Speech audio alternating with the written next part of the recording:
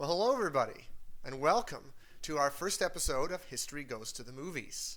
I'm your host, George Beery, and today I will be talking about the film Dunkirk.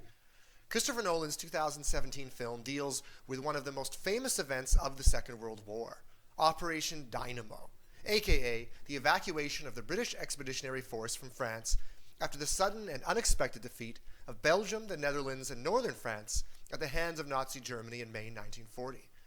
During this operation, over 330,000 British soldiers were evacuated, using over 800 boats, 400 of them civilian craft. Famously, a call was put out for these craft because the large boats sent by the British military didn't have enough landing craft that could reach the soldiers on the beaches. Dunkirk has been portrayed ever since as a key element in Britain's survival and eventual victory in the war against the Nazis. Now, although technically a retreat, Dunkirk was immediately portrayed as a type of victory, allowing the bulk of Britain's army to avoid capture and thus fight another day. Perhaps more importantly, Dunkirk helped to bring Britain's population together with a feeling of shared purpose, giving the people of the country a much-needed success at a time when fear and desperation threatened to lead to despair. Some have even suggested that Dunkirk gave the British public the resolve to fight on and avoided Britain joining France in signing an armistice that would have given Hitler control over most of Europe and altered the course of history for the worse. Now, Nolan's approach to Dunkirk is to portray the events that took place between 27 May and June 4, 1940, through an experiential you-are-there style of filmmaking that places the viewer on the beach, in the air, and at sea. Nolan tells three distinct stories, which unfold in three different time frames, sometimes intersecting, but only coming together in the very end. First, we see the Battle of Dunkirk from the perspective of a group of soldiers waiting on the beach for evacuation in the course of 1 week. Second, we follow the story of just one of the many civilian boats called into service in a time frame lasting a single day. Finally, we get the story of the RAF air crews charged with protecting the beaches from enemy aircraft, and this is told over the course of just a single hour. Now, if you are familiar with Nolan's other work, including Inception and The Prestige, then you will know he loves to play with the concept of time, and I think that his choice to tell this story this way is incredibly effective and does have the impact of showing how several people can experience the same historical event in fundamentally different ways based upon the time and place they happen to be located. One thing I always tell my students to remember is that while historians have the benefit of hindsight when we write history, this advantage can also be a detriment when trying to understand what it would have been actually like to experience historical events. Historical actors are stuck in their current moment, and in this case, stuck in their unique time frame. They do not know how the story ends or what is happening to everyone else in the other time frames. They simply cannot see the bigger picture, trapped, as it were, in the immediacy of the present. Now, Nolan tries to make the viewer understand what this is like. He captures the fear, the uncertainty, and at times even the boredom of living through an event of which you are given only a very limited perspective. However, while Nolan succeeds in communicating the visceral reality of life in wartime, in doing so, he doesn't offer us what historians specialize in, a view of the bigger context. The movie does not tell us exactly why the British are evacuating and why they were able to successfully accomplish this. And until the very end, only gives us a short peek at what the broader implications of what just happened might be. He assumes the modern audience will be able to place these events into some larger narrative of the war, which is, of course, what I'm going to do right now. In writing the story of Dunkirk, we have to tell the larger story of the remarkable and completely unexpected success that Nazi Germany had in taking over Denmark, Norway, the Low Countries, and eventually France in a matter of weeks in spring 1940. This shocking turn of events followed Germany's not unexpected conquest of Poland and a period of little real fighting in late 1939 and early 1940 that was called the Phony War. Now, the big question that has to be asked about this transition from phony war to almost total defeat of France and its allies is, why did the Nazis succeed so quickly and so absolutely? One explanation that needs to be thrown out immediately is the myth of German superiority.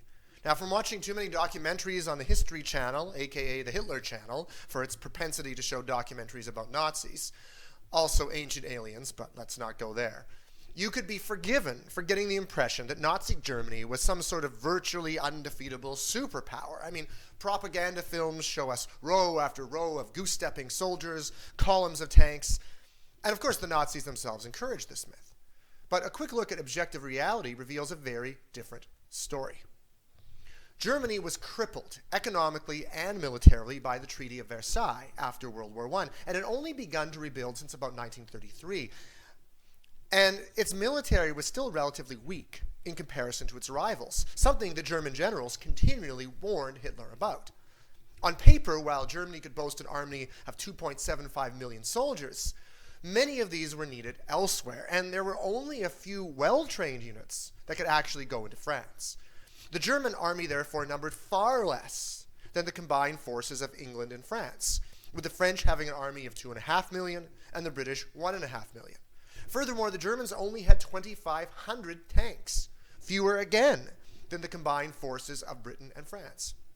Making matters worse, the speed of German rearmament meant that they were running short of key materials. Stocks of munitions were small, oil and metals were at critical levels. In fact, naval planners warned Hitler in 1937 that the construction of new warships would have to be halted unless more materials could be found. How then could the Nazis win this battle so quickly and decisively? Now, if it wasn't a case of Germany's overwhelming strength, then maybe it was a result of the ineptitude of the French. Were the French just cheese-eating surrender monkeys, as The Simpsons puts it? This myth has also been circulated, especially in the English-speaking world, where, let's face it, we love to hate the French for some reason. The film even plays into this a bit in a few places, which I can't fully talk about without giving you spoilers. So, was this myth accurate? True, the French did fail spectacularly in many ways, losing in 6 weeks, a battle that many argue they never should have lost at all. But it wasn't really a result of moral failing on their part. Contrary to popular belief, the French army fought hard, and it suffered greatly for it. Over 55,000 died in just 5 weeks. 200,000 were wounded, the remaining 2 million captured. In fact, many deaths were at Dunkirk, where French casualties outnumbered British ones 16,000 to 1,000. And the French fought what they knew was a hopeless battle, just to buy time for the British evacuation. We see this in the movie's first scene. The French sacrificed their lives so that their allies could live to fight another day. So rather than blaming the French as a whole, it was, I would argue, their military and political leadership that let them down. I argue that the central fault of the French war planners was overconfidence, which in the face of adversity immediately turned to panic and despair, as can so often be the case. You must understand that at the start of 1940, the French had in their army of 2.5 million what they thought was the greatest fighting force in the world, and they could draw upon another 5 million reserves. They had not capitulated through all of World War I, and French generals perhaps could be forgiven for believing they were unbeatable. Furthermore, since World War I, they had put massive amounts of time and money into building what they thought was an impenetrable series of fortifications along the German border, the infamous Maginot Line. But this is where it all fell apart, because while the French were busy preparing for one type of war, similar to World War I, German generals were actually planning for a very different one. Rather than trying to go through the Maginot Line, which actually was impenetrable, German generals instead decided to simply go over and around it. They made use of paratroopers to drop soldiers behind French lines, and repeated the World War I strategy of going through Belgium in the north. Now, while the French and British were ready for this and stationed most of their ground forces in Belgium, the Germans also did something the French thought impossible: going through the Ardennes forest. To make a long story short, it was superior tactics that led to German military victory, rather than objective strength. German war planners used a strategy known today as Blitzkrieg, which was formulated as far as back as the early 19th century by the Prussian general Clausewitz. It was a strategy designed to allow an inferior military power to defeat a superior one by breaking the traditional conventional wisdom of war. Clausewitz observed that Prussia, like Nazi Germany, lacked the resources for a sustained war, unlike Britain and France, who had colonies and economic ties to America. He also observed that traditionally generals spread their forces too thin, trying to defend everywhere, and as a result, not defending anywhere. His tactic was instead to abandon trying to fight on all fronts and instead pursue a tactic of concentration of forces entirely in one place. We see this tactical difference in the different use of armor by both sides. The Germans used entire armored divisions, while the Allies wasted the potential of tanks by spreading them out evenly amongst all their infantry divisions. Now, tanks, when concentrated in armored divisions and supported with similarly concentrated aircraft, could win a break through enemy lines, which is exactly what happened in the Ardennes.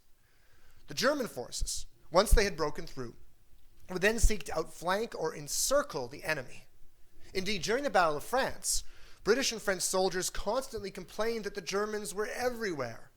Lord Gort, the commander of the British Expeditionary Force, estimated it would take the Germans 2 to 3 weeks to advance 65 miles. It took them only 4 days. French and British forces then were confused and cut off from each other. The key was communication. Remember the German paratroopers going over the Maginot Line? Well, they cut Allied communications. The Germans were the first to use radio communication to coordinate all of their attacks. And this gave them the element of surprise, allowing them to engage the enemy where and when they did not expect, creating the illusion of greater strength and fostering a panic among Allied soldiers. Now, to the shock of even the Germans themselves, this worked brilliantly. Of course, Blitzkrieg has fundamental flaws. First of all, it's only sustainable for a very short period of time. Germany won in 6 weeks, but it could scarcely fight longer than that, as soldiers would be exhausted. For example, with almost no Air Force reserves, German pilots had to fly almost constantly to attain aerial supremacy, and they and their planes could not do this for long. Secondly, a sudden offensive that broke through to encircle the enemy could, if the enemy regrouped, itself be encircled. Soldiers advancing too quickly run the risk of outrunning their own supply lines, running out of fuel, and being sitting ducks. This is indeed what would eventually be shown 2 years later in Stalingrad by the Soviet Union. A well-organized and resilient defense able to regroup and counterattack would show the folly and weakness of Blitzkrieg, but that doesn't happen in France in 1940. And the big question is why? Well, first of all, we have to again discuss the benefits of learning from history. These German tactics were relatively new, and without a real historical example of them being defeated, Allied generals didn't know what to do. Secondly, as mentioned earlier, the French had been wildly overconfident. They'd not expected anything like the adversity they were experiencing, and they began to give up. French generals declared after only 2 weeks that they had lost the war, even as they still remained in command of 2 million soldiers.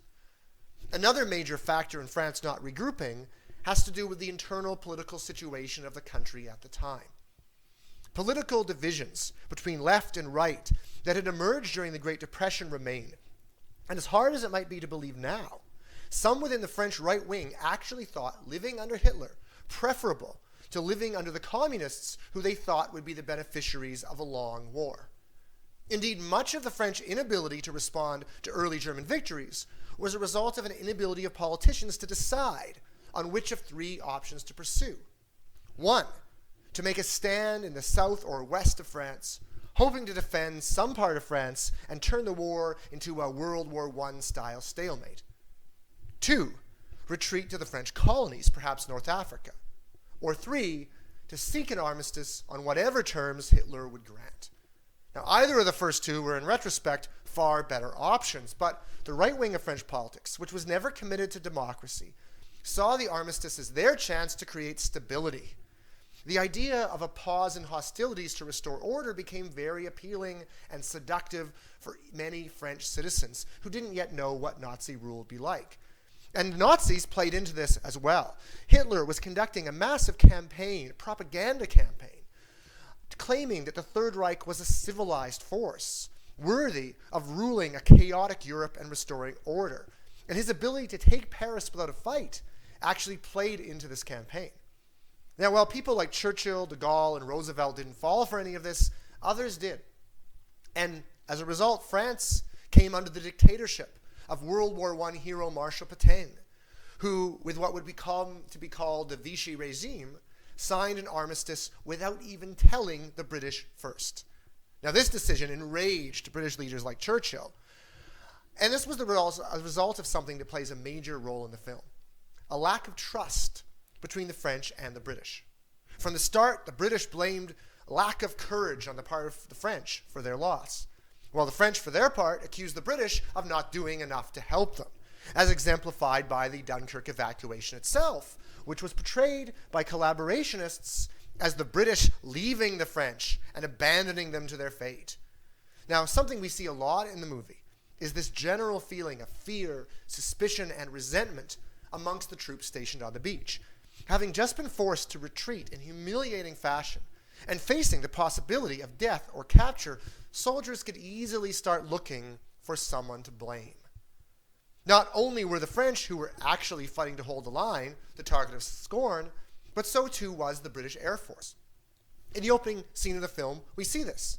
British soldiers come under attack from German planes, and one of them yells, "Where's the bloody Air Force?" This was indeed a common sentiment among the soldiers at Dunkirk.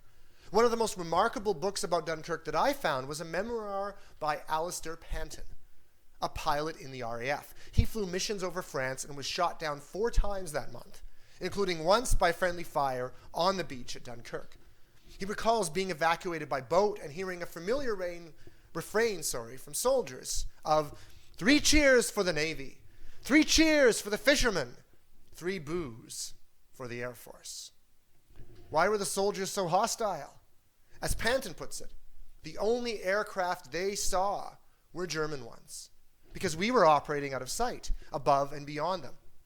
In fact, the only reason Panton was flying low enough to be shot down by his own soldiers on the beach was that planes were being asked to fly low on the way home to encourage troop morale. The experience of RAF Airmen at Dunkirk was very strange indeed.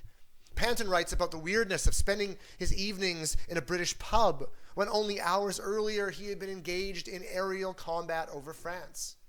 In the film, we don't get to see the strange double world of these aircrew, but we do get a sense of the enormous sacrifices they made. And indeed, throughout the war, the RAF easily took the highest losses by percentage of any branch of the military. So one final question that the film does not answer is, why did the British pull this whole thing off? And most historians, and Nolan's movie, focus on the bravery of the civilians who risked their lives to take their boats across the channel, and the heroism of the RAF pilots. But there's another factor that we have to examine. Hitler ordered a 2-day halt of his panzer tanks, which gave the British time to organize the evacuation. Now, ever since, historians have debated whether or not this was a blunder on Hitler's part, one that perhaps cost him the entire war. What could lead him to do this? Well, for one thing, he was afraid of a possible counterattack if the tank division advanced too far. And we've already seen this is perfectly reasonable given the flaws of blitzkrieg tactics. Secondly, Hermann Goering had assured Hitler that his Luftwaffe, or Air Force, could prevent the evacuation on its own, which was not true. Finally, however, there's an even more intriguing explanation. Some historians have suggested that Hitler may have allowed the evacuation of the British Expeditionary Force simply because he did not think he would actually have to fight them again and believed he could gain a propaganda victory. After all, remember, France is in the process of capitulating, and many argue that Hitler thought that Britain didn't want to fight alone. Remember, Hitler's still trying to convince the world that he's this civilized conqueror, this reasonable statesman who can be trusted to rule over Europe. So by letting the British Expeditionary Force go, he could demonstrate how civilized he was. And in fact, there were many in England at the time who saw a long war against Hitler as pointless and pushed for peace at any price, even on terms favorable to the Third Reich. Now, once Churchill became prime minister, these voices quickly disappeared. But at the time, many people thought the war was going to end and end soon. Now, it does not make for nearly as exciting a film if Hitler really just does let them get all away. And if ironically he hoped that the evacuation of Dunkirk would make Britain more likely to sign an armistice, it might have ironically had the exact opposite effect. As strange as it is to celebrate a battle that you lost, much less make a movie about it 75 years later, Dunkirk became part of the mythology of the Second World War. Although the British were forced to leave virtually all of their equipment, their guns, and their ammo behind, thus making this evacuation of mixed military value, it was of enormous propaganda value. Churchill was able to turn defeat into victory and use the memory of Dunkirk to pull the British people together behind his agenda of continuing to fight on alone until 1941, when the Soviet Union and USA would join the Allied cause. Now, since Dunkirk is not your typical victory, it's only appropriate, I think, that the film Dunkirk is not your typical World War II film. I mean, when I think of the typical World War II film, I think of heroic protagonists fighting faceless or cartoonishly evil Nazis. And the movie ends with the Nazis dead and the Allies victorious. I mean, think of Saving Private Ryan or The Longest Day or Inglourious Basterds, Quentin Tarantino's take on a World War II movie where he couldn't resist the chance to even have his heroes take out Adolf Hitler himself. Now, at the end of Dunkirk, of course, Hitler is very much alive. The Nazis have just taken control of France. But we in the audience, like the British public, have amidst a sea of terrible news, small signs of hope. Now, of course, it helps that the audience watching today knows how this will all turn out eventually. Now, I hope you've enjoyed this first edition of History Goes to the Movies, and I hope to see you next time when I'm going to talk about another English film, but this one set in a very different time. I will be discussing Ang Lee and Emma Thompson's classic Jane Austen adaptation, Sense and Sensibility. Now, in the meantime, feel free to continue discussing this movie in the comments, and I'll join in as well. Subscribe, tell your friends, and let's continue to watch some movies and have some fun talking about them. Till next time, this has been History Goes to the Movies.